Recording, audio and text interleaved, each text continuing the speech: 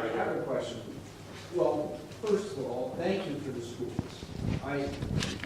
My heart is in Milton-Freewater, but my house is in Milton, right off Tremont, and it's a kind of convenient thing because my wife's from Walla, the other end of town, so we just settled in College West. Live by your old school. I love the new school.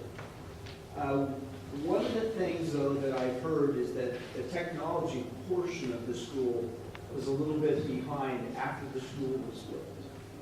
Was there anything to that? I mean, is there something that we could learn from that? Because I've heard that from some teachers and different people that.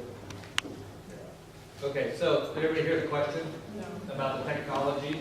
So one of the pillars of the new school was about up-to-date and current technology. If you look at some of the data, then people tend to write a check and vote yes on technology. Safety trumps technology, by the way.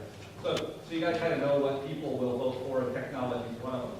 So we built the state-of-the-art school district. The whole thing is state-of-the-art, from even some of the remodels, all now Cat 6 and Wi-Fi and fiber and ultra-short throw interactive boards, iPads, ITVs, and the list goes on and on.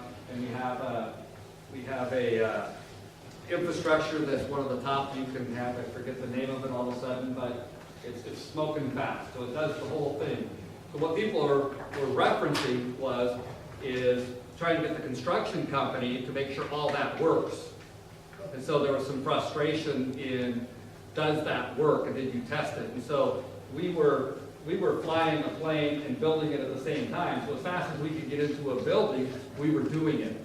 And so did it all work, and did it all get tested out? And so there is some frustration, and I just had a conversation about it, as a matter of fact, yesterday. Although the list is getting shorter, we were so committed to technology that I hired an educational technologist. That's all he does. You know, Dennis DeBrock, many of you may, you know, Randy does, but he's just the best of the best. And so we're committed to it, so committed to it that we have him. And his whole job is to make sure the millions that we spend in technology actually gets used in the classroom.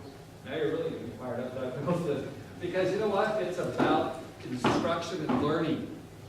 And so when that technology doesn't work, I get torqued. Doug had listened to this yesterday. He told the project manager, what do you do to him? I just try to get you to relax all week long, and you get all fired up in here. Because that's the deal. We want to transform instruction. If you don't know, the kids that are sitting in those classrooms, their brains are digital.